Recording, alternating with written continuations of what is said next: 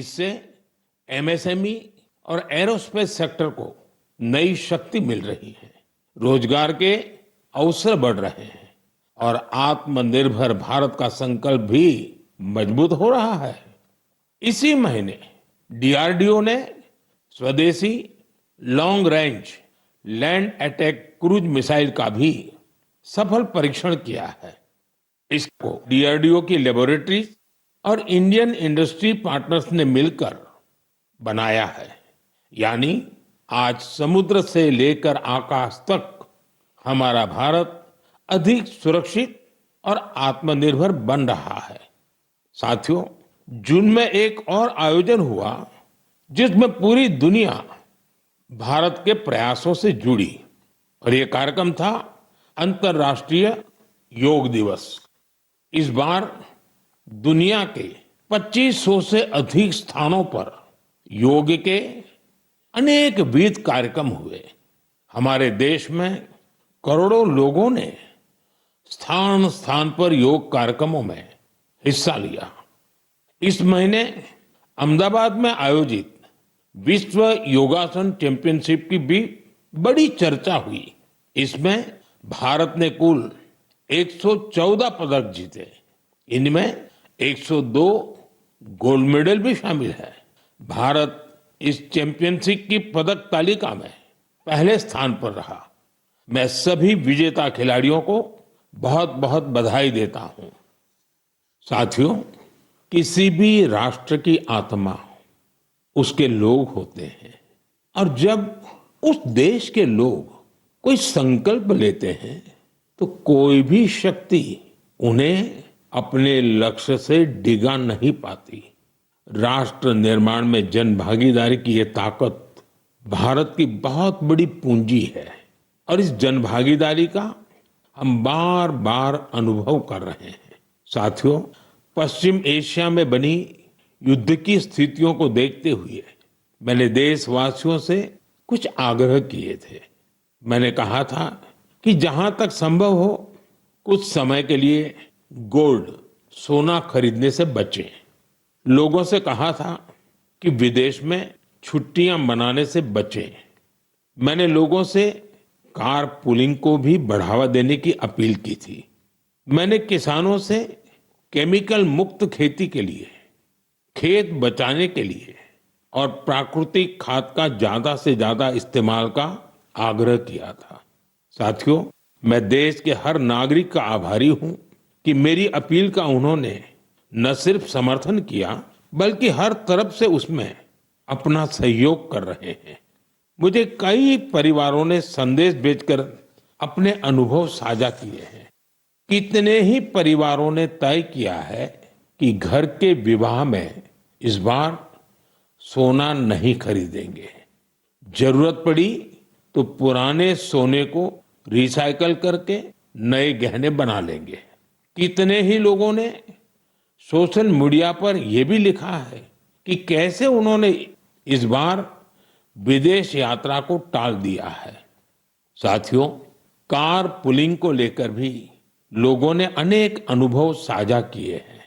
जो लोग हर दिन एक ही दिशा में अपने अपने वाहनों से जाते थे वे अब साथ जाने लगे हैं।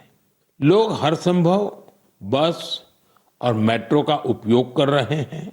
इससे पेट्रोल और डीजल की बचत हो रही है।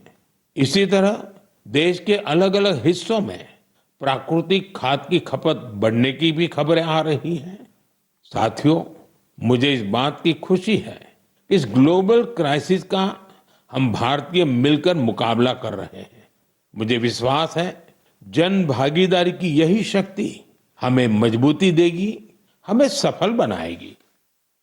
मेरे प्यारे देशवासियों, हमारे देश में जन्मदिन, शादी ब्याह, पारिवारिक कार्यक्रम होने के साथ ही पूरे समाज का भी उत्सव होता है। हर परिवार चाहता है कि उसकी खुशियां दूसरे के साथ भी साझा हो। लोग मेहमानों को उपहार भी देते हैं।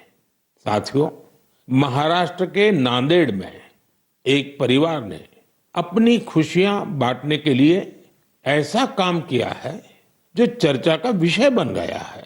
यहाँ नांदेड़ के बहादुरपुरा गांव में पेटकर परिवार रहता है। इस परिवार ने सोचा कि अगर खुशी बांटनी ही है तो ऐसी चीज दी जाए जो मुश्किल समय में किसी परिवार का सहारा बने। अपने घर में विवाह के अवसर पर इस परिवार ने गांव के लगभग 3,500 लोगों के लिए दुर्घटना बीमा की व्यवस्था की। हर व्यक्ति को 1 लाख रुपए का बीमा कवर दिया गया। इस पहल के पीछे की भावना बहुत स्पर्श करने वाली है।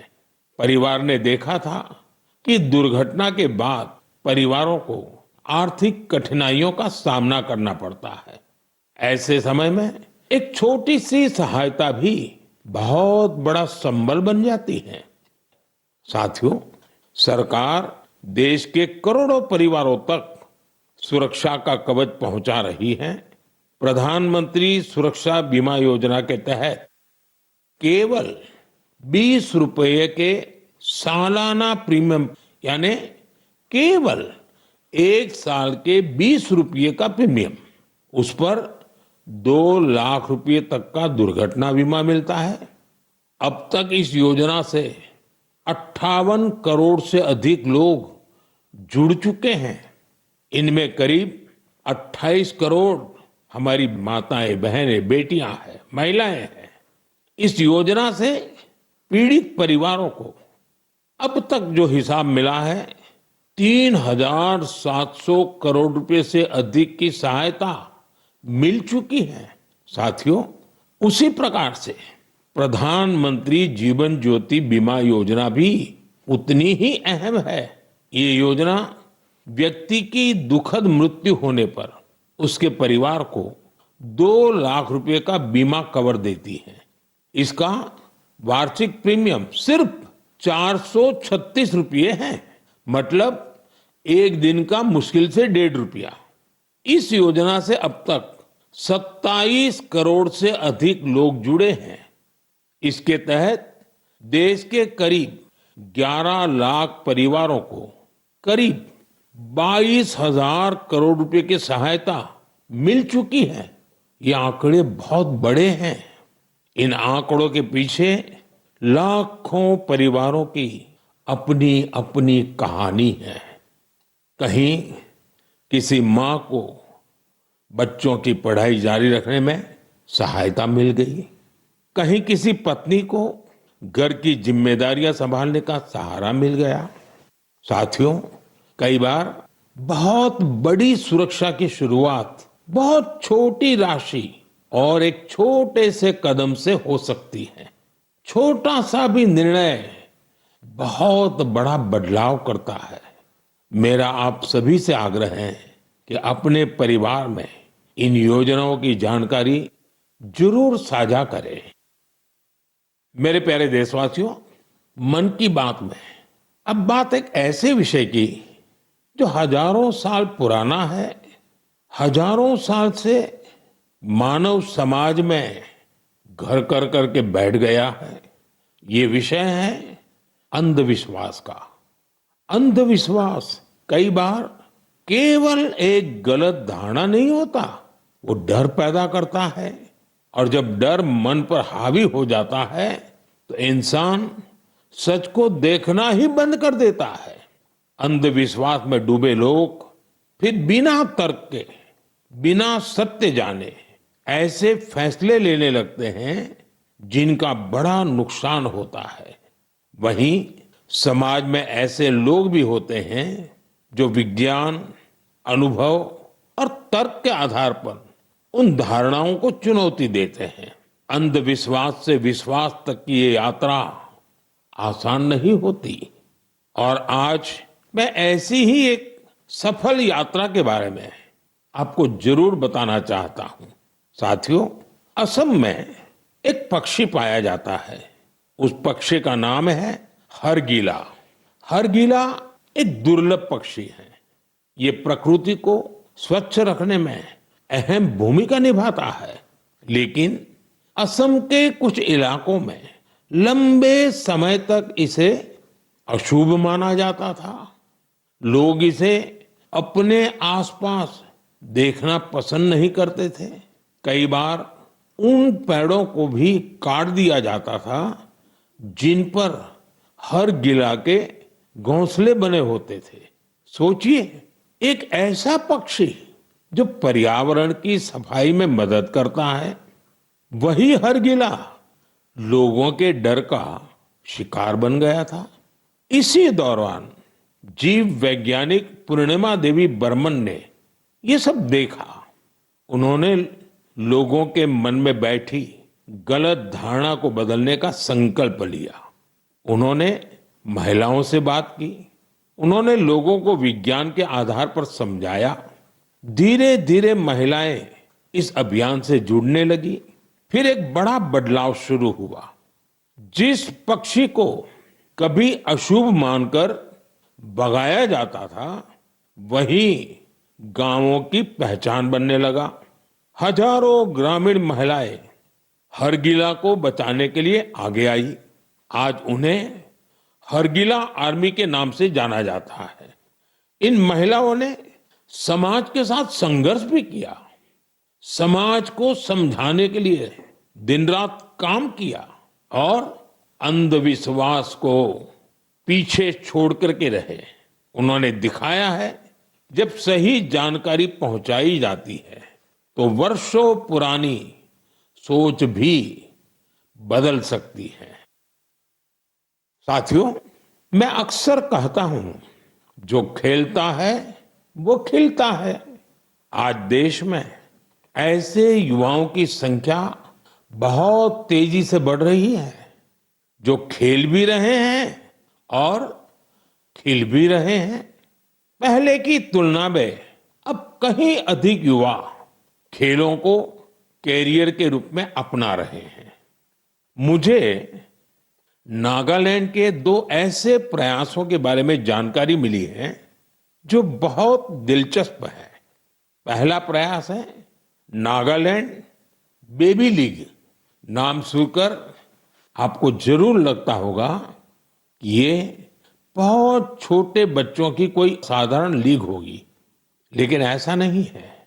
ये 5 से 10-12 साल की आयु के छोटे छोटे बच्चे, फूल जैसे बच्चों की एक असाधारण लीग है। और इन बच्चों के फुटबॉल खिलाड़ियों की एक ऐसी लीग है जो उनके रफ्तार को और प्रतिभा के लिए उनको प्रेरित भी करती है और उनकी पहचान भी बनाती है।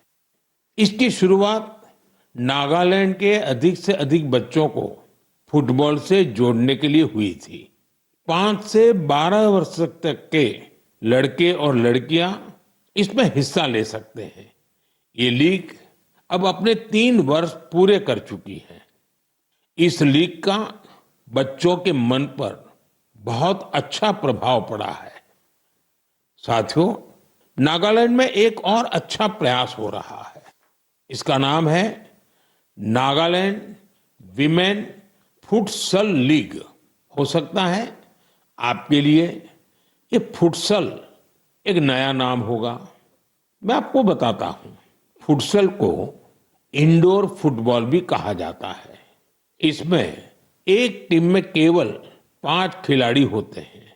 खेल का मैदान भी फुटबॉल के मैदान से बहुत छोटा होता है। इस कारण खिलाड़ियों को तेज फैसले लेने होते हैं। उन्हें अपनी टेक्निक और स्किल का बेहतर इस्तेमाल करना पड़ता है।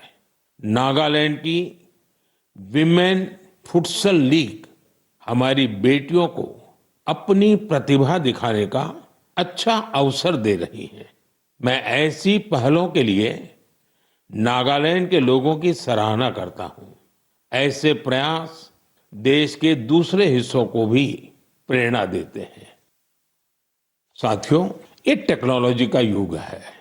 हर दिन नई रिसर्च हो रही है, नए नए एआई इनोवेशन सामने आ रहे हैं। इस दौर में एक सवाल बहुत महत्वपूर्ण है, लोगों की क्रिएटिविटी को कैसे बचाए रखा जाए। नई टेक्नोलॉजी के साथ आगे बढ़ते हुए हम अपनी जड़ों से कैसे जुड़े रहें, इन सवालों का समाधान खोजा है नालंदा विश्वविद्यालय ने।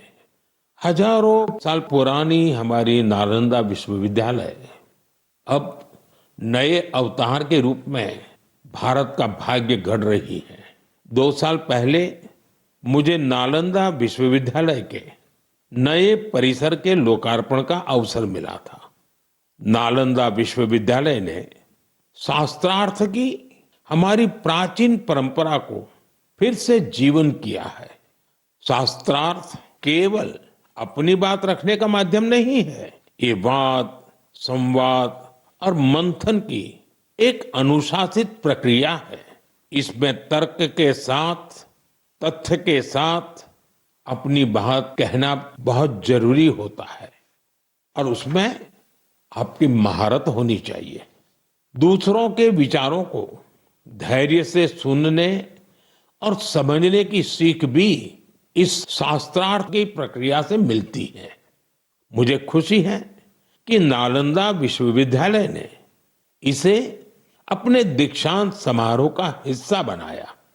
इसमें भाग लेने वाले करीब आधे स्टूडेंट्स अन्य देशों से आए थे। एक प्राचीन परंपरा को आज के समय से जोड़ने का ये प्रयास बहुत सराहनीय है। मैं इसके लिए नालंदा विश्वविद्यालय को बहुत बहुत बधाई देता हूं। मैं देश के दूसरे विश्वविद्यालयों से भी आग्रह करूंगा कि वे ऐसी पहल पर विचार करें। साथियों, जड़ों से जुड़े रहकर युवाओं को नई टेक्नोलॉजी के लिए तैयार करने का एक और अच्छा प्रयास हो रहा है। दिल्ली में स्थित central Sanskrit university artificial intelligence और डेटा साइंस में बीटेक प्रोग्राम शुरू करने जा रही है। ये आधुनिक टेक्नोलॉजी को भारत के पारंपरिक ज्ञान से जोड़ने की दिशा में एक महत्वपूर्ण कदम है। इससे भारतीय भाषाओं के लिए नए एआई टूल्स तैयार करने में मदद मिलेगी। हमारे प्राचीन ग्रंथों और पांडुलिपियों को डिजिटल रूप में संरक्षित करने के काम को भी नई गति मिलेगी। मैं सेंट्रल संस्कृत यूनिवर्सिटी को इस प्रयास के लिए बहुत बहुत शुभकामनाएं देता हूं। साथियों, आज भारतीय संस्कृति दुनिया के अलग अलग हिस्सों तक पहुंच रही है। हमारे गीत, संगीत और आध्यात्म को दुनिया भर के लोग जान रहे हैं और अपना रहे हैं। भारत से हजारों किलोमीटर दूर कैरिबियन सागर में डोमिनिकन रिपब्लिक नाम का एक देश है। वहां भारतीयों की संख्या करीब 100 है, शायद उससे भी कम होगी।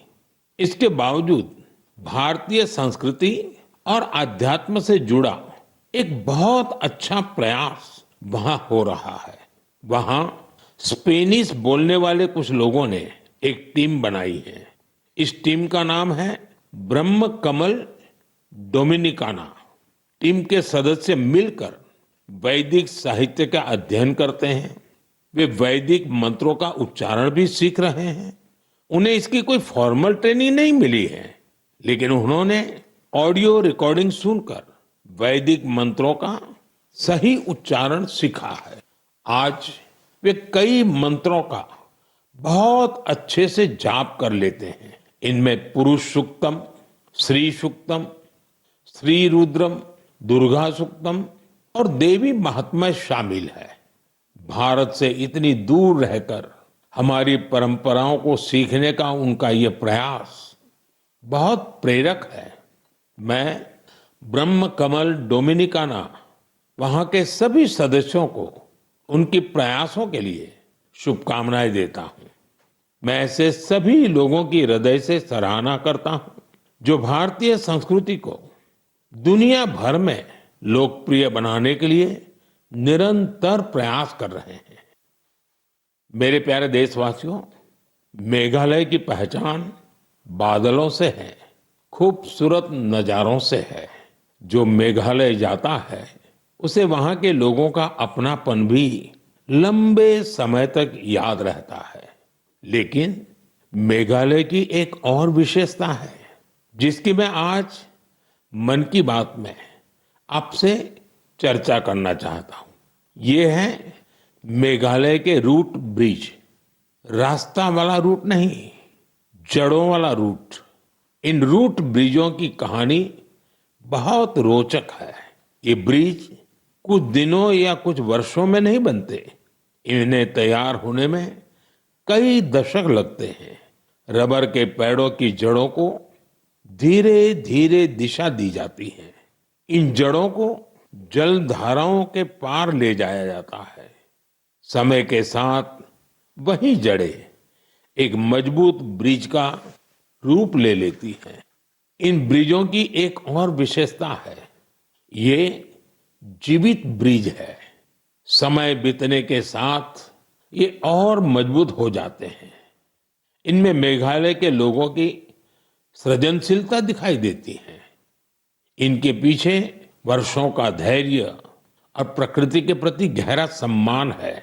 ये ब्रिज बताते हैं कि मनुष्य प्रकृति के साथ मिलकर कितनी अद्भुत चीजें बना सकता है। ये हमारे देश की, इस धरती की धरोहर है। अब भारत ने मेघालय के रूट ब्रिजों को UNESCO world heritage site network में शामिल कराने के लिए आवेदन किया है। साथियों, क्लाइमेट चेंज के कारण इन रूट ब्रिजों के सामने कई चुनौतियां भी आती हैं। ऐसे समय में मेघालय के लोगों ने इस प्राकृतिक धरोहर के संरक्षण की जिम्मेदारी भी बखूबी निभाई है। पहले ये पता लगाना भी आसान नहीं था कि ऐसे ब्रिजों की संख्या कितनी है। स्थानीय लोगों ने खुद इनकी गिनती शुरू की। इसके बाद समुदायों ने इन ब्रिजों की देखभाल की जिम्मेदारी भी संभाली। आज स्थानीय लोग 120 से अधिक रूट ब्रिजों की देखरेख कर रहे हैं। कुछ टीमें हर साल इन पुलों की स्थिति की जांच करती हैं। कुछ लोगों ने आसपास के क्षेत्र को मजबूत बनाने के लिए नर्सरी भी तैयार की है। इस तरह के इनके संरक्षण के लिए एक पूरा इकोसिस्टम तैयार हो गया है। आपने देखा होगा, इस वर्ष हैली वारजी को पद्म अवार्ड से सम्मानित किया गया है। उन्होंने अपने जीवन के 50 से अधिक वर्ष इन रूट ब्रिजों की देखभाल में लगाए हैं। उनका समर्पण हम सभी के लिए प्रेरणादायक है। साथियों, आपने कभी इन रूट ब्रिजों की यात्रा की हो तो उनकी तस्वीरें सोशल मीडिया पर जरूर साझा कीजिए। आपकी तस्वीरें दूसरे लोगों को भी मेघालय की इस अनोखी धरोहर के बारे में जानने के लिए प्रेरित करेगी। मेरे प्यारे देशवासियों, हम सभी चाहते हैं कि हमारा गांव साफ सुथरा हो, हमारा शहर सुंदर दिखे, लेकिन शायद ही कभी रुककर ये सोचा जाता है कि हमारे आसपास जो कचरा जमा होता है, कौन उसे साफ करता है। ज्यादातर लोग तो यही मानकर चलते हैं कि ये किसी और की जिम्मेदारी है और वो ही सफाई करेगा। लेकिन हमारे बीच कुछ ऐसे भी लोग होते हैं जो अपनी सोच से हमें बहुत प्रेरित करते हैं। मुझे मध्य प्रदेश के राजगढ़ जिले के ब्यावरा की कुछ बहनों के बारे में जानने का अवसर मिला। उन्होंने अपने आसपास फैले प्लास्टिक कचरे को हटाने का संकल्प लिया। ये नहीं सोचा कि कोई आकर बदलाव लाएगा। उन्होंने खुद शहर भर से प्लास्टिक कचरा और खाली बोतलें इकट्ठा करना शुरू किया। धीरे धीरे ये प्रयास आगे बढ़ता गया और फिर उस प्लास्टिक को इको ब्रिक्स में बदला जाने लगा। आज इन्हीं इको ब्रिक्स का उपयोग सार्वजनिक स्थानों को सुंदर बनाने में किया जा रहा है। राजगढ़ में पिछले कुछ महीनों में सैकड़ों किलो प्लास्टिक को रिसाइकल करके उनका बेहतर उपयोग किया गया है। यानी जो प्लास्टिक पहले शहर में प्रदूषण फैलाता था, आज वही इन बहनों के प्रयास से शहर की सुंदरता बढ़ाने में योगदान दे रहा है। मैं ब्यावरा की सभी बहनों और इस अभियान बधाई देता हूं।